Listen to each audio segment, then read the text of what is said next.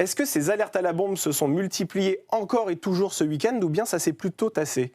Écoutez, on continue à avoir des alertes à la bombe, notamment au château de Versailles. On en a encore eu une ce week-end. Et en termes d'effectifs, c'est compliqué pour nous d'assurer cette mission, même si on le fait, parce que c'est très énergivore en effectifs. On met sur place des unités départementales, des effectifs locaux, et on a du mal à assurer les autres missions. C'est ça, c'est-à-dire que ça mobilise beaucoup de policiers sur le terrain et ces policiers ne sont pas forcément mobilisés pour d'autres missions qui, elles, sont très très utiles. Oui, alors ce qui est spécifique, on va prendre l'exemple du château de Versailles. Le château de Versailles, c'est la circonscription de Versailles, c'est 9 communes. Oui. 9 communes, c'est 200 000 habitants. En effectifs locaux en journée, vous avez entre 2 et 3 véhicules. Ces 2-3 véhicules vont être mobilisés pour se rendre au château de Versailles et sécuriser les lieux. Vous avez en plus les unités départementales, les unités cynophiles. Et du coup, la problématique à laquelle on doit faire face, c'est que si vous avez dans le même temps un braquage, un cambriolage, une femme qui se fait agresser, une agression lambda, quel que soit le délit, on va mettre beaucoup plus de temps à se déplacer sur place. Parce que automatiquement, quand on arrive sur Versailles, on effectue un périmètre de sécurité, on évacue les lieux, après on fait une sécurisation des lieux, donc c'est très compliqué pour nous après d'assurer les autres missions. Reda Belhaj, parmi toutes ces alertes à la bombe qui ont été recensées au cours des derniers jours, est-ce qu'il y en avait qui étaient quand même sérieuses ou bien il s'agissait systématiquement de canulars ? Alors, même si c'est délicat de parler de ça parce qu'il ne faut pas donner, s'il y a des enquêtes, il ne faut pas les mettre à mal, oui. Mais en tout cas, à notre connaissance pour l'instant, officiellement, on n'a aucune alerte à la bombe qui a été positive. Est-ce que la multiplication de faux appels à la bombe, est-ce que c'est quelque chose de nouveau ou ça s'est déjà produit par le passé ? On a l'impression qu'on vit quelque chose d'assez inédit finalement dans l'histoire du terrorisme en France en tout cas. Est-ce que c'est une impression ou ça s'est déjà produit par le passé ? Alors, ça arrivait auparavant. Il faut savoir qu'il y a, je crois qu'il me semble que c'est en 1978, il y a déjà eu une alerte à la bombe positive sur Versailles. Donc on prend les choses très au sérieux. Avec l'attaque terroriste en Israël, avec l'attentat d'Arras, on est obligé, on se déplace sur tout. C'est-à-dire, à partir du moment où on a une alerte à la bombe, on se déplace sur tout. Mais c'est vrai que depuis ces faits, on n'a jamais vu ça. On n'a jamais vu autant d'appels, on n'a jamais vu autant de signalements. Et c'est vrai que c'est dommage puisqu'on a mis en place moncommissariat.fr. Ça vous permet c'est fait pour les citoyens, ça vous permet de signaler une problématique et un déplacement rapide des effectifs de police. Mais malheureusement, il y en a qui s'en servent à mauvais escient. Le passé récent nous a montré que les terroristes commettaient leurs attaques généralement à l'aide d'une arme contondante ou bien d'une arme à feu. Est-ce que la menace qu'une bombe explose est réelle en France aujourd'hui ? Parce qu'on n'a pas l'impression que c'est quelque chose que les terroristes utilisent de façon très courante. C'est vrai qu'auparavant, il me semble que c'était dans les fins des années 90, avec le Front islamique du salut, on avait la problématique sur l'attentat de Port-Royal, la ligne A du RER, où là, les terroristes utilisaient des bombes. Maintenant, on a changé. C'est-à-dire qu'aujourd'hui, on a fait un vrai travail. On n'utilise plus des armes, des couteaux, parce qu'il y a eu un vrai travail du ministère de l'Intérieur et des effectifs de police au niveau des démantèlements du réseau de trafic d'armes. Et du coup, dans notre pays, les terroristes utilisent plus des armes, des couteaux. Et dis-nous concrètement, comment ça se passe une alerte à la bombe ? C'est-à-dire que c'est une alerte qui est lancée par un appel téléphonique, par un email ? Alors, soit vous passez par la plateforme de signalement, d'appel d'urgence, la PFAU, pardon, et soit vous passez par moncommissariat.fr.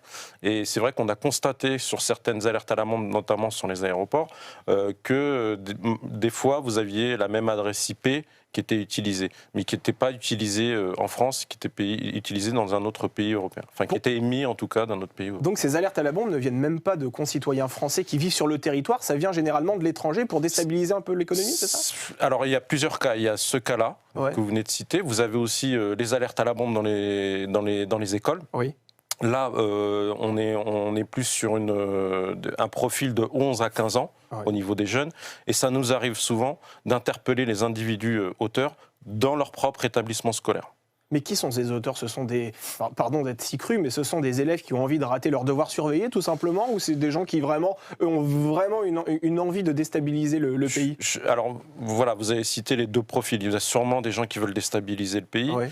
mais au niveau des élèves, je pense que c'est une problématique, c'est un problème générationnel et sociétal, où en fait on a l'impression, on le voit même par exemple sur une vidéo, où il y a une progression en colonne, ce qu'on appelle chez nous en colonne, c'est-à-dire avec un bouclier, avec le casque pare-balles, des policiers pendant une alerte à la bombe dans un établissement scolaire, où des jeunes filles rigolent. En fait, elles filment sur un réseau social, et elles rigolent et ça les fait rire.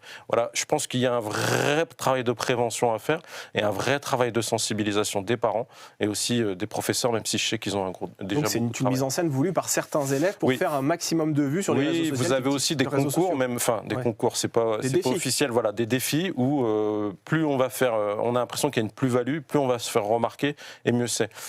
Je préfère rappeler que c'est puni d'une peine d'emprisonnement allant jusqu'à 2 ans et 30 000 € d'amende, et que ce seront les parents qui devront s'acquitter de l'amende. Ce sont les parents, ça c'est important de le dire effectivement, puisque ces personnes en l'occurrence sont mineures. Et ces messages, ils disent quoi exactement? Est-ce qu'il y a une rhétorique qui est propre à toutes les alertes à la bombe, ou bien ce sont des messages qui sont complètement différents? Alors on a constaté dans certaines alertes à la bombe faites via Internet que c'est exactement le même message. Mais de manière générale, il n'y a pas de règle spécifique. Et selon que ce soit un jeune ou que ce soit une personne avec la même adresse IP à l'étranger qui utilise la même adresse IP, le message change ou pas, quoi. La police reçoit une alerte à la bombe, là maintenant, quel est le protocole qui se met en route automatiquement? Le protocole qui est mis en route, c'est que l'ensemble des effectifs de la circonscription concernée, et en général les effectifs départementaux également, se rapprochent, mettent en place un périmètre de sécurité. Ensuite, ils évacuent les lieux.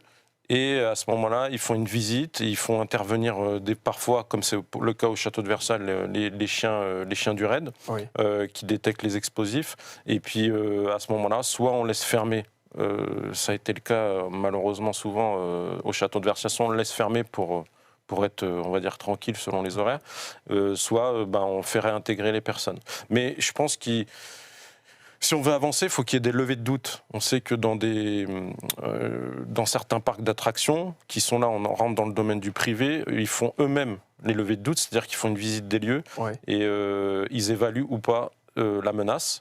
Et ça nous permettrait, à nous, déjà, d'éviter de nous déplacer. Mais c'est vrai qu'on essaye de manière générale, enfin, c'est pas on essaye, on fait de manière générale le zéro risque, c'est-à-dire qu'on se déplace sur place et puis on fait l'ensemble du protocole que je viens de vous citer. Et il faut toujours évacuer, c'est ce que vous nous dites aussi, parce que là, ça tourne à l'absurde, hein, cette situation. En 8 jours, le château de Versailles a été évacué 7 fois. Est-ce qu'il ne faut pas revoir aussi ce protocole, faire en sorte qu'effectivement, il y ait de toute façon une levée de doute, mais qu'on n'évacue pas systématiquement ces musées? C'est très compliqué, parce que si vous aviez eu que l'attentat en Israël, on gérerait de manière différente. La problématique, c'est sur notre sol, on a eu un attentat à Arras. Oui.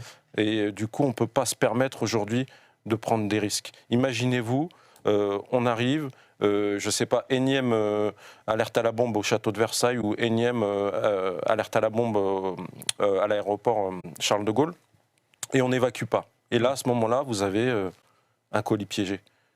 Et vous avez des décès. Qui va prendre la responsabilité ? Et là, vous avez des décès, effectivement. Exactement. Tout à l'heure, vous évoquiez la responsabilité pénale des auteurs de ces canulars. Jeudi soir, le ministre de l'Intérieur, Gérald Darmanin, avait évoqué 18 arrestations en 48 heures en lien avec ces alertes. Il risque effectivement une peine de prison, des amendes. Est-ce que vous pensez que tout ça sera suivi d'effet, que ce sera de nature à dissuader les prochains auteurs de fausses alertes à la bombe d'agir ? Alors, c'est ma conviction personnelle. Je pense qu'à un moment, on va être obligé de prendre des mesures ou de faire des exemples. Parce que sinon, les gens ne vont pas comprendre. Je vous l'ai dit tout à l'heure avec les jeunes, ils n'ont pas assez de maturité, certains, hein, je ne dis pas tous, ils n'ont pas la maturité de comprendre les choses. Et au-delà de ça, vous avez une forme de déstabilisation, vous en avez qui sont, on ne va pas faire de politique, mais oui, on a vu il y a une manif hier, il y en a qui sont un peu pro-palestiniens et d'autres pro-israéliens, donc les gens, j'ai l'impression qu'ils mélangent un peu tout, ils ne se rendent pas compte de ce qu'ils font, et en fait, ils montrent leur colère, on va dire, ils expriment leur colère de cette manière-là. Soit sur les manifs, hier ça s'est bien passé, soit en déstabilisant, en mettant un maximum d'alerte à la bombe. À ce propos, justement, par rapport aux manifs qui ont lieu actuellement en France, des manifs pro-palestiniennes, on se rend compte qu'on est assis vraiment sur une poudrière aujourd'hui, qu'il y a un vrai risque de monter des tensions communautaires entre pro-palestiniens, pro-israéliens. Dans quel état d'esprit vos collègues sont-ils aujourd'hui? Est-ce qu'ils ont peur d'un nouvel embrasement de la société avec, on rappelle, cette crise des banlieues qui a eu lieu il y a encore quelques mois? Est-ce qu'ils ont peur qu'il y ait à nouveau ce genre d'affrontement qui ait lieu dans les rues? Écoutez, vous avez bien résumé en fait. La problématique à laquelle on doit faire face aujourd'hui, c'est que mes collègues sont vraiment, je suis sincère, sont vraiment épuisés. Depuis le mois de janvier avec la réforme des retraites, les émeutes avec l'affaire Naël, et les Jeux Olympiques qui arrivent, la Coupe du Monde de rugby, on nous impose déjà, rien que sur la région parisienne, 80% de présents minimum. C'est-à-dire qu'au niveau social et personnel, les collègues n'ont plus de vie. Tout simplement. Et s'ajoute à ça, nous, notre priorité, c'est de protéger tous les citoyens français. Et avec ces attentats, et avec l'attentat en Israël et l'attentat sur le sol français, on est plus que jamais efficient et on ne veut rien lâcher. Mais la problématique, c'est que si le conflit s'envenime, on va appeler ça comme ça, on a peur, justement, on a des craintes qu'il y ait encore une nouvelle attaque au niveau, sur le sol français. Je tiens à rappeler que la France est le pays en Europe qui a subi le plus d'attaques terroristes.